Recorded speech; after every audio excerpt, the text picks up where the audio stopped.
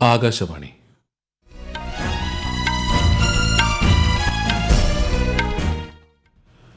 നമസ്കാരം. വാർത്തകൾ വായിക്കുന്നത് സുധിൻ സൈനുദ്ദീൻ.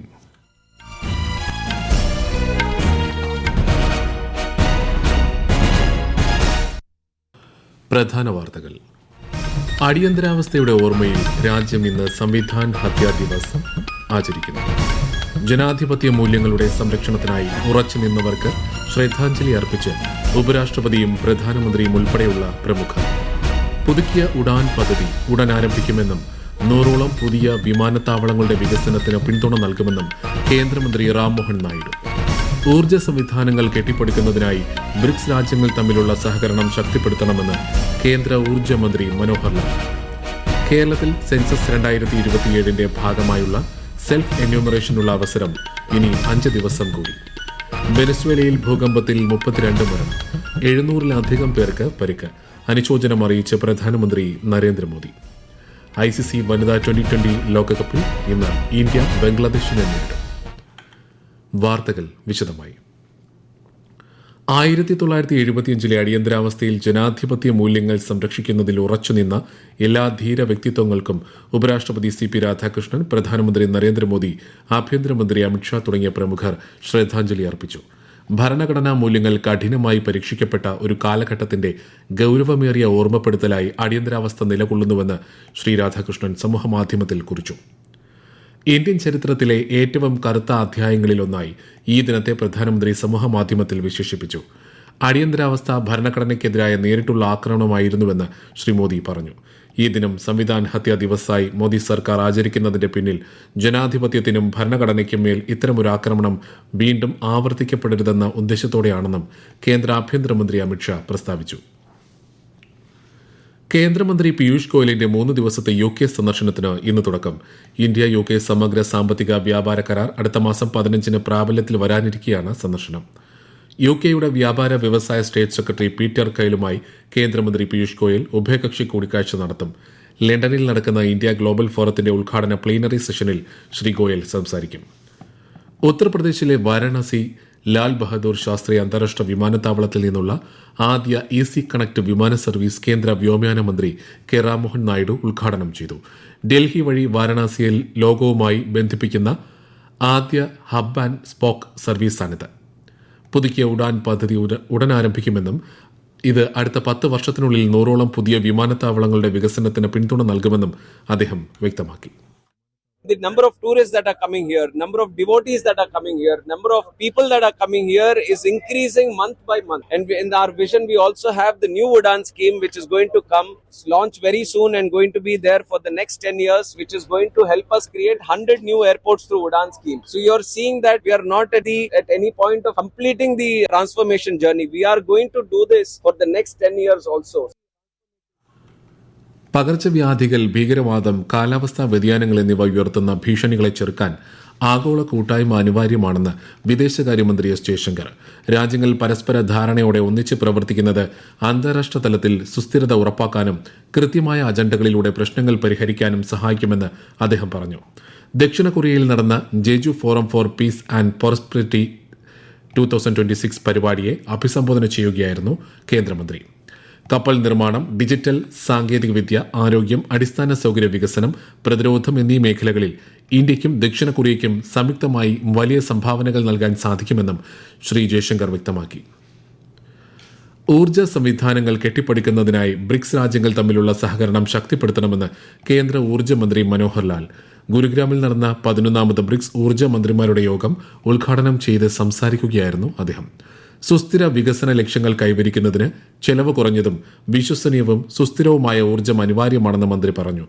ഊർജ്ജ മേഖലയിലുടനീളം ഇന്ത്യ നടത്തുന്ന നിക്ഷേപങ്ങളെക്കുറിച്ച് എടുത്തു പറഞ്ഞ മനോഹർ ലാൽ, ലോകത്തിലെ ഏറ്റവും വലിയ ഡിജിറ്റൽ വൽക്കരിക്കപ്പെട്ട വൈദ്യുതി സംവിധാനങ്ങളിലൊന്നിന് ഇന്ത്യ അടിത്തറയിടുകയാണെന്നും വ്യക്തമാക്കി.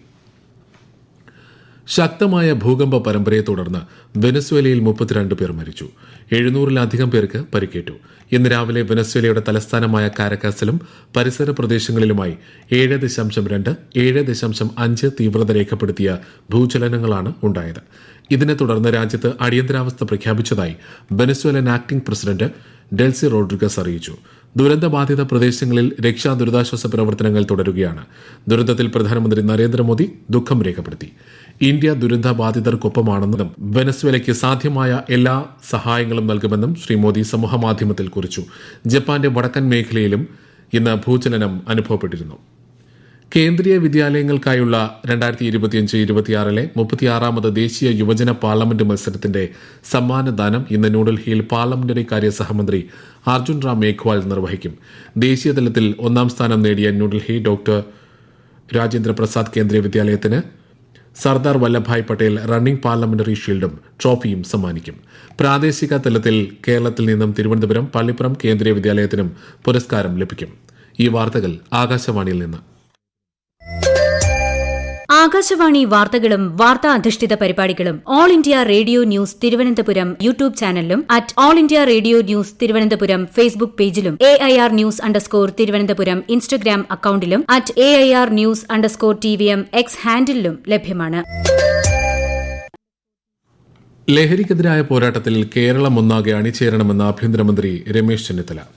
Operation Toofan the narco hunt പദ്ധതിയുടെ 2ാം ഘട്ടമായ നിയോജക മണ്ഡലാടിസ്ഥാനത്തിലുള്ള പ്രചാരണ പരിപാടികൾ എറണാകുളം സെന്റ് തെരേസസ് കോളേജിൽ ഉദ്ഘാടനം ചെയ്യുകയായിരുന്നു അദ്ദേഹം. വിദ്യാർത്ഥികൾക്ക് തുഫാൻ പ്രതിജ്ഞയും ആഭ്യന്തരമന്ത്രി ചൊല്ലിക്കൊടുത്തു. സെൻസസ് 2027ന്റെ ഭാഗമായി പൊതുജനങ്ങൾക്ക് സ്വന്തമായി വിവരങ്ങൾ രേഖപ്പെടുത്താനുള്ള സെൽഫ് എന്യൂമറേഷൻ സൌകര്യം ഇനി 5 ദിവസം കൂടി ലഭ്യമാകും. ആദ്യഘട്ടത്തിൽ കുടുംബത്തിന്റെ താമസ സൌകര്യങ്ങളുടെ അവസ്ഥകളെക്കുറിച്ചുള്ള ചോദ്യങ്ങളാണ് ഉള്ളത്. ഒരു റിപ്പോർട്ട്. സെൻസസ് ഉദ്യോഗസ്ഥർ ജൂലൈ 1 മുതൽ 30 വരെയുള്ള ദിവസങ്ങളിൽ വീടുകളിൽ എത്തുന്നതിന് മുമ്പ് തന്നെ വ്യക്തികൾക്ക് തങ്ങളുടെ കുടുംബത്തിലെ വിവരങ്ങൾ ഓൺലൈൻ പോർട്ടൽ വഴി നേരിട്ട് സമർപ്പിക്കാൻ സാധിക്കും. ഏകദേശം 15-20 മിനിറ്റിനുള്ളിൽ ഈ പ്രക്രിയ പൂർത്തിയാക്കാം.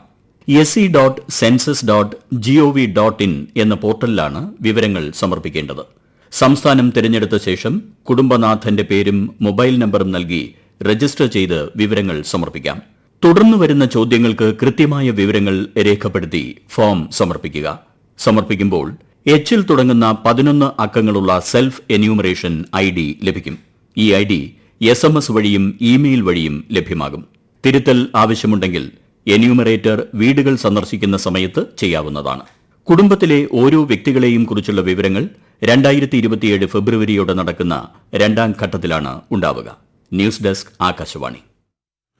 കേരളത്തിൽ നാളെ 1 മണിവരെ ട്രഷറി ഉൾപ്പെടെ ട്രഷറി സേവനങ്ങൾ തടസ്സപ്പെടും. സ്റ്റേറ്റ് ഡാറ്റാ സെന്ററിൽ അറ്റകുറ്റപ്പണികൾ നടക്കുന്നതുമായി ബന്ധപ്പെട്ടാണ് തടസ്സം. പ്രധാനമന്ത്രി നരേന്ദ്രമോദി ആകാശവാണിയിലൂടെ ജനങ്ങളുമായി ആശയങ്ങൾ പങ്കുവയ്ക്കുന്ന പ്രതിമാസ റേഡിയോ പ്രഭാഷണ പരിപാടി മൻ കി ബാത് ഈ മാസം 28 രാവിലെ 11 മണിക്ക് നടക്കും. പരിപാടിയുടെ 135ാം പതിപ്പാണിത്. മൻ കി ബാത്തിലേക്കുള്ള ആശയങ്ങളും അഭിപ്രായങ്ങളും നാളെ വരെ മൈ ജിഒവി, നമോ ആപ്പ് അല്ലെങ്കിൽ 1800-117800 എന്ന ടോൾ ഫ്രീ നമ്പറിലൂടെയോ അറിയിക്കാം. ICC വനിതാ 2020 ലോകകപ്പിൽ ഇന്ന് ഇന്ത്യ ബംഗ്ലാദേശിനെ നേരിടും. മാഞ്ചസ്റ്ററിൽ ഇന്ത്യൻ സമയം വൈകുന്നേരം 7 മണിക്ക് മത്സരം ആരംഭിക്കും. ഹർമൻപ്രീത് കൌറിന്റെ നേതൃത്വത്തിലുള്ള വനിതാ ടീം നിലവിൽ ഗ്രൂപ്പ് എയിൽ 3 മത്സരങ്ങളിൽ 2 വിജയിച്ച് 2ാം സ്ഥാനത്താണ്. ബംഗ്ലാദേശ് 4ാം സ്ഥാനത്താണ്.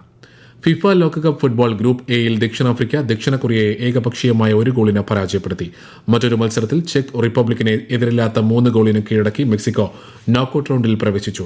ഗ്രൂപ്പ് ബിയിൽ നിന്ന് സ്വിറ്റ്സർലൻഡ്, കാനഡ, ബോസ്നിയ ടീമുകളും ഗ്രൂപ്പ് സിയിൽ നിന്ന് ബ്രസീലും മൊറോക്കോയും നോക്കൌട്ട് യോഗ്യത ഉറപ്പാക്കി. ഇന്ന് പുലർച്ചെ നടന്ന മത്സരങ്ങളിൽ കാനഡയ്ക്കെതിരെ സ്വിറ്റ്സർലൻഡും ഖത്തറിനെതിരെ ബോസ്നിയ ഹെർസിഗോവിനയും വിജയിച്ചു. മൊറോക്കോയ്ക്കെതിരെ പരാജയപ്പെട്ട ഹെയ്തി ലോകകപ്പിൽ നിന്ന് പുറത്തായി. ശ്രീരാമ ജന്മഭൂമി തീർത്ഥക്ഷേത്ര ട്രസ്റ്റിന് ലഭിച്ച സംഭാവനകൾ കൈകാര്യം ചെയ്തതിനെക്കുറിച്ച് കോടതിയുടെ മേൽനോട്ടത്തിൽ അന്വേഷണം ആവശ്യപ്പെട്ട് സമർപ്പിച്ച പൊതുതാൽപര്യ ഹർജിയിൽ അടിയന്തരമായി വാദം കേൾക്കാൻ സുപ്രീംകോടതി ഇന്ന് വിസമ്മതിച്ചു.